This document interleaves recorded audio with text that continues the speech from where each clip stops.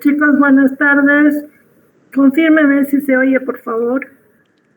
Buenas tardes, doctora. Sí se escucha. Ya, gracias. Hoy día vamos a tener una clase que es cortita. La mía tampoco involucra más. He buscado actualizaciones. Solo hay un aspecto que quiero remarcar porque tenemos una diferencia de opiniones en los dos libros de base que tenemos. Si ustedes se fijan en clamidia, si vemos es clamidia trachomatis, pero hablan de una clamidófila neumonía y clamidófila citasi. Entonces, viendo toda la documentación, les voy a pasar lo que he encontrado y el resto nos vamos a remitir al video. Les digo que va a ser cortita porque 2:30 en punto tengo que estar en la facultad, tengo una reunión en posgrado. Así que voy a empezar rápidamente.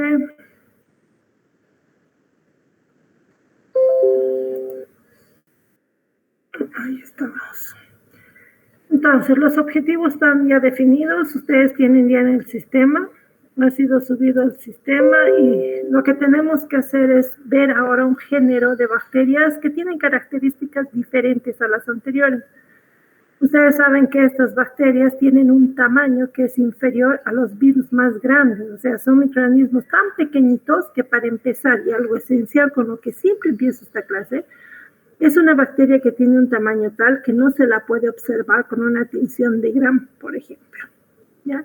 Se utilizan tinciones especiales, que diferentes a las de Gram, en base a yodo, que permite la observación de estructuras que sugieren la presencia de clamidia, pero la célula como tal no se la puede ver de esta forma.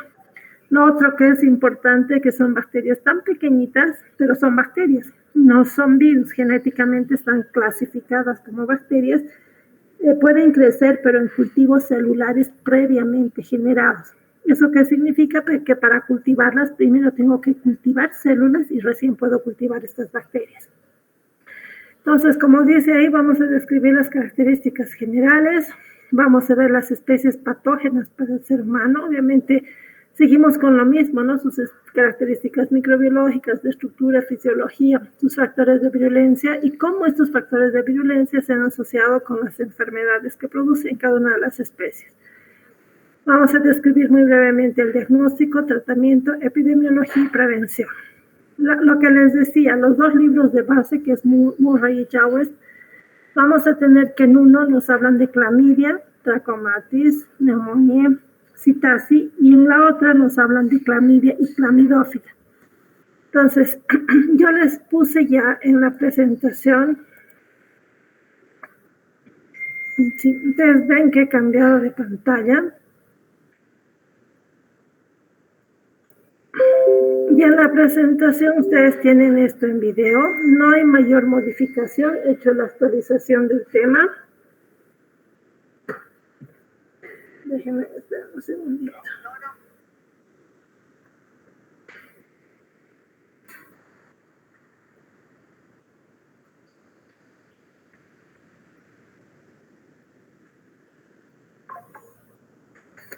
Ya, entonces ustedes tienen una descripción un poco más detallada, encuentro que está organizada. En este caso toda la información ha salido de ambos libros, pero si ustedes se fijan en esta bacteria, o este género específicamente, le he dado un poquito más énfasis a lo que es la taxonomía, o sea, dónde se encuentra ubicada. Es una bacteria que se asemeja a los virus porque es intracelular obligada. Ustedes saben que tiene un ciclo bifásico. Tiene un ciclo bifásico, o sea, tiene una forma que es extracelular y la otra que es de replicación intracelular. Está ubicada dentro del orden de los clamidiales y dentro de eso se reconocen las familias y dentro de esta tenemos a estas que estamos viendo. Entonces, ya les había puesto yo en la presentación original que la clasificación de clamidia, pues, o sea, esa organización taxonómica se hace en general en base al estudio genético, la relación que hay en la secuencia de ADN o en la secuencia del ARN, especialmente esta macromolécula, la 16S y 23S, ARN ribosomal. Y en base a estas características, más la presencia de glicógeno, la asociación con los huéspedes, la morfología de estas estructuras permitieron la diferencia, sugirió la diferencia de clamidia y clamidófila. Sin embargo, siempre ha habido una dualidad, no siempre ha sido aceptado. Yo ya había encontrado que esa nomenclatura no era ampliamente aceptada. Entonces, lo que he hecho ahora es una revisión. Déjenme ver dónde estoy. De cuál es la información, y antes de continuar les voy a pasar.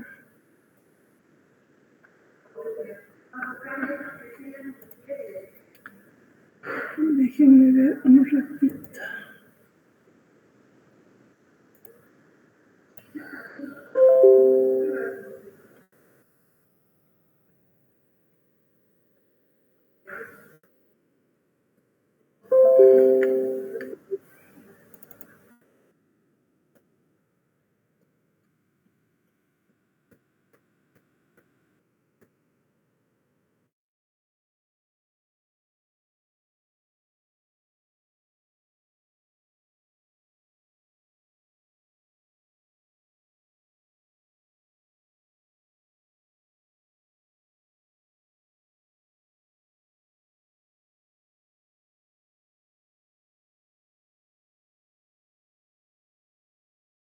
Ay, perdón, me había cortado aquí el micrófono. Si ustedes se fijan, ¿cuál es la actualización? Es lo que sabíamos. Ya el año 1999, Ebert y los colaboradores propusieron la división en dos géneros, en base a diferencias en cuanto a, básicamente, la estructura genética, basándose más en la 16 y la 23S del ARN ribosomal, más las otras que ya hemos visto, ¿no es cierto? Sus características antigénicas, la relación con el huésped, etc. Sin embargo, a partir del 2006 hasta el 2021 se han hecho estudios genéticos mucho más avanzados y al final han visto que la relación era entre clamidia y clamidófila no permitía una separación. ¿Por qué? Porque no son filogenéticamente diferentes, o sea, no podríamos separarlos en dos géneros. La distancia genética, ustedes saben que hace un estudio y una comparación de esta secuencia de nucleótidos del genoma y establecieron que no era lo suficiente como para decir que son dos géneros diferentes. Entonces, están en un clavo, o sea, cuando se forman los dendrogramas que se llaman, genéticamente están muy próximas. Y viendo además los genomas completos y las proteínas que están conservadas, se considera que son del mismo género. Por lo tanto, actualmente hay una sólida posición dentro de la taxonomía oficial que está dada por diferentes entidades. Uno de que usamos mucho es el manual de Berger, por ejemplo. Estos manuales o estos sistemas lo que hacen es ir actualizando la ubicación taxonómica de acuerdo a los nuevos hallazgos de los microorganismos. Y la situación actual es que en realidad ya no hay clamidófila, sino que la que conocíamos como clamidófila pneumoniae, citacia, abortus y demás, ahora son clamidia. Así que estamos en lo correcto cuando hablamos de clamidia trachomatis, clamidia pneumoniae y clamidia citacia, que son las tres especies a las que nos abocamos o no tenemos le hemos dado mayor énfasis en hacer la presentación, ¿ya? Se ha eliminado, aquí les he puesto una referencia bibliográfica que soporta, es una de las referencias bibliográficas que soporta esta última aseveración. Entonces, como les decía, en la presentación ustedes van a tener esto de la controversia. Ya les he mostrado que actualmente se considera ya no clamidófila, sino todas clamidia. Van a tener ustedes una descripción de las estructuras de la bacteria, las características, su ciclo de desarrollo. Aquí lo importante es que sepan que son intracelulares obligadas y es importante aprender todo su ciclo de replicación porque por eso viven, forma parte de su misma patogenia.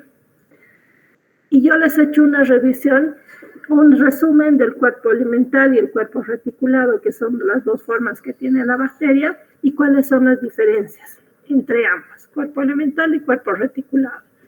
Lo otro que es interesante en esta bacteria es la diferente estructura antigénica de las proteínas que forman parte de su membrana externa, la diferencia que tiene en cuanto al antígeno del lipopolisacárido, porque básicamente son membranas y membranas con proteínas de membrana externa. Si ustedes se fijan ahí, tiene un lipopolisacárido diferente y tiene proteínas, que es lo que permite la clasificación de estas.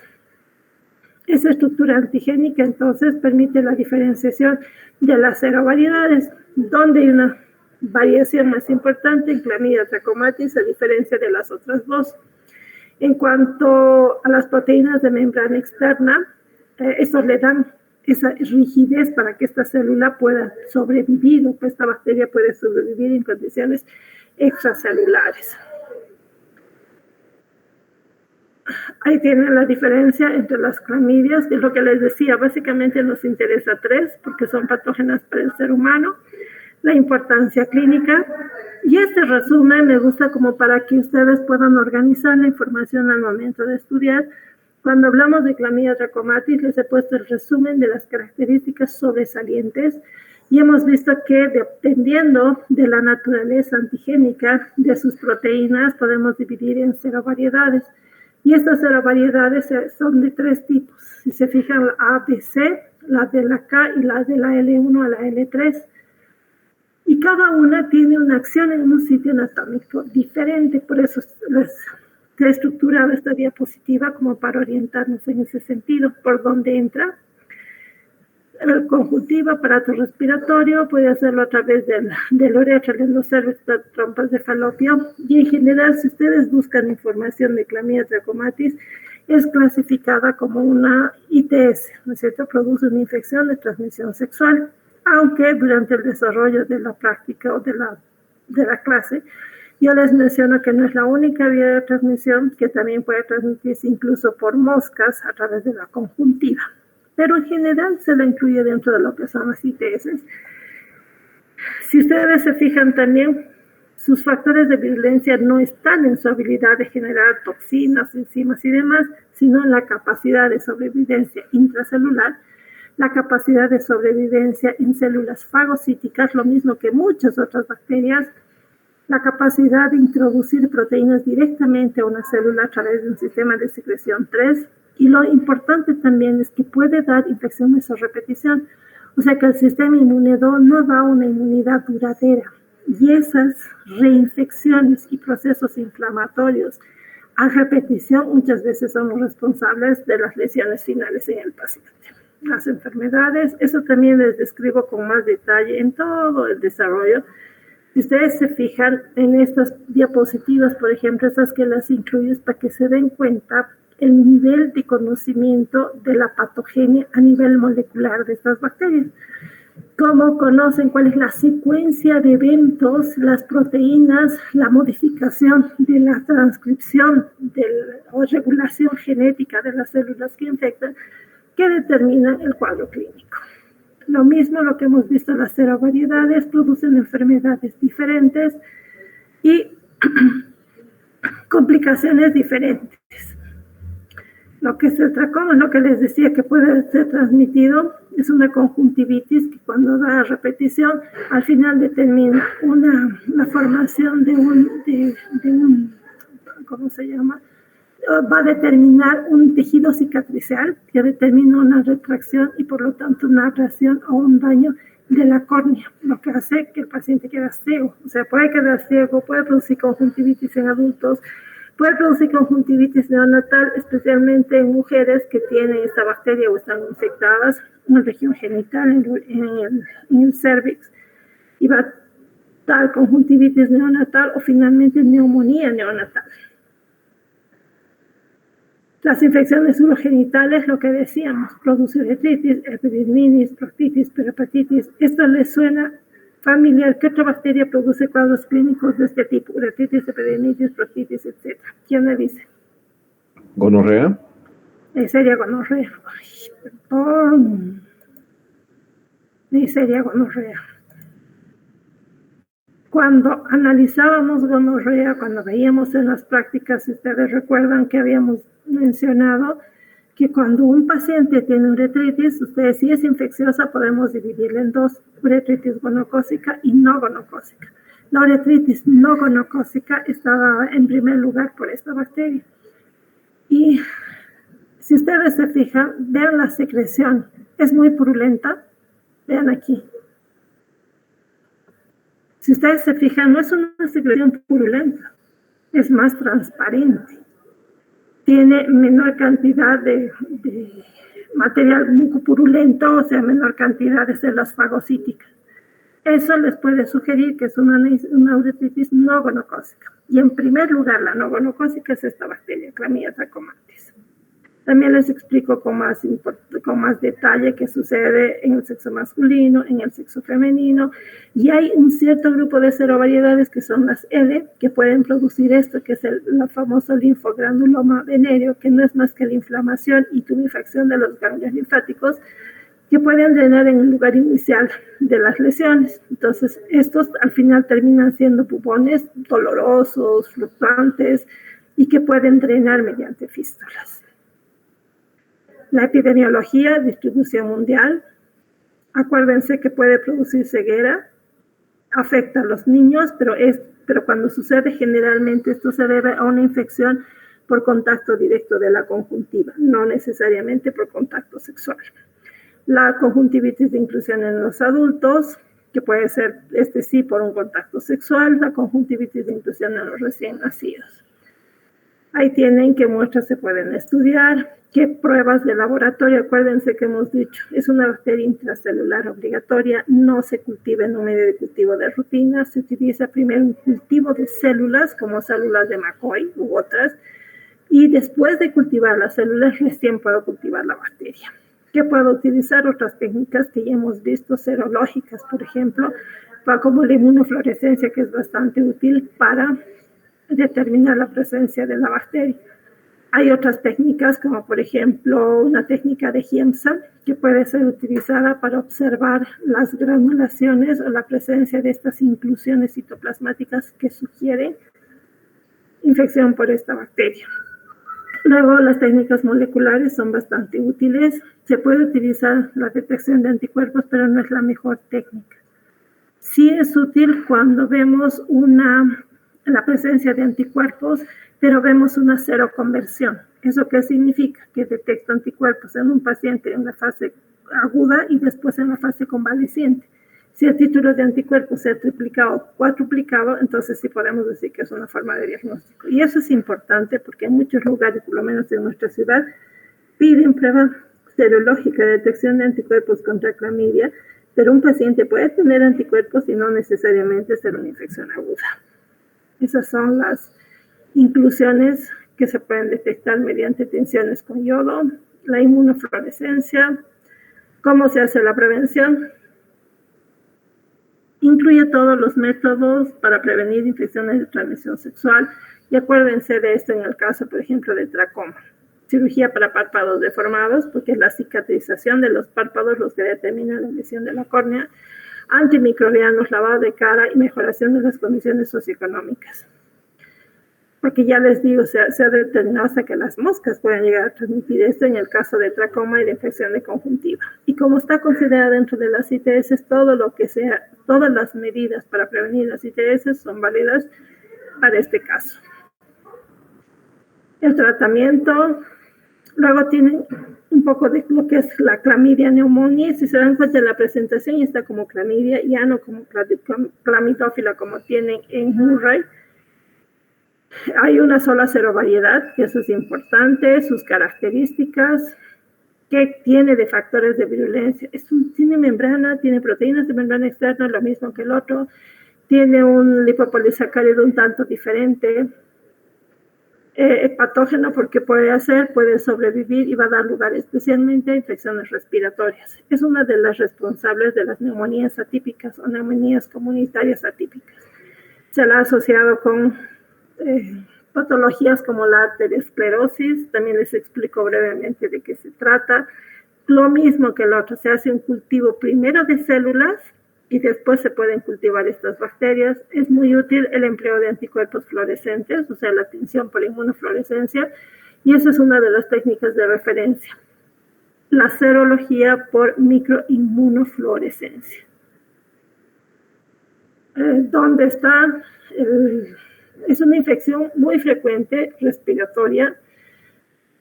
Puede producir brotes epidémicos, puede mantenerse de forma endémica. No se ha identificado un reservorio animal. Lo más importante es que el ser humano es el único patógeno y ahí tenemos los antimicrobianos.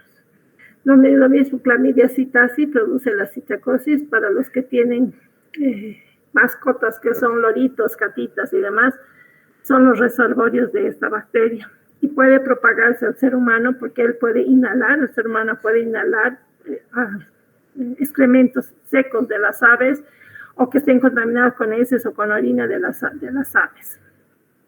Puede colonizar asintomáticamente y que produce infecciones respiratorias como la bronconeumonía, pero también puede diseminarse, puede producir incluso una afección del sistema nervioso central y también afectar el tracto gastrointestinal.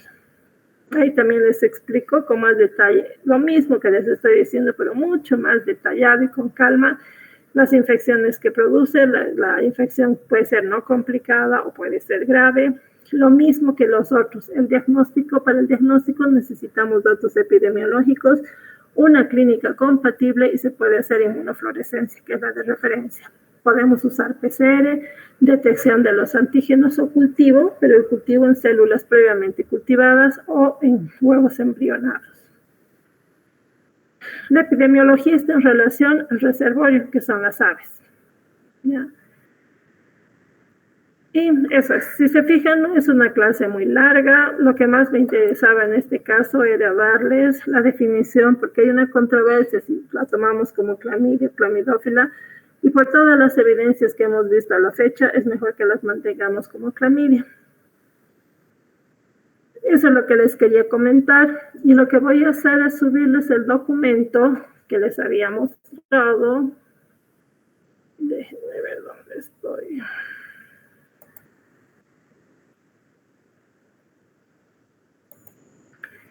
Para poder guiar su estudio y que les sea mucho más fácil este capítulo, les dije que les he puesto 16 preguntas que lo que les sugiero es que después de que estudien resuelvan las preguntas, porque en las preguntas están los objetivos generales de la clase teórica. No sé si tienen algún comentario. Van a disculpar la clase súper rapidita, pero tenía que darla antes de que me vaya a mi reunión. Chicos, ¿siguen en clase o no? Sí, doctora. Sí, doctora. A ver, aquí tengo una pregunta. La bacteria como tal no se puede ver. Lo que pasa es que estos corpúsculos o estas inclusiones sí la podemos ver con tinciones como Giemsa, pero no tienen una morfología definida como se vería, por ejemplo, con una tinción de Gram. Sí se pueden ver inclusiones con tinciones como la de Giemsa, que son tinciones u otro tipo, que están en base a yodo, pero no es que se vean las bacterias, sino estructuras que nos sugieren la presencia de clamidia. Respondiéndole a Lenny, no sé si eso es lo que me preguntaba Lenny.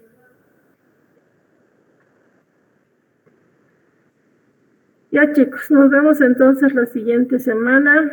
Que estén bien. Hasta luego, Doc. Hasta luego. Hasta luego, doctora.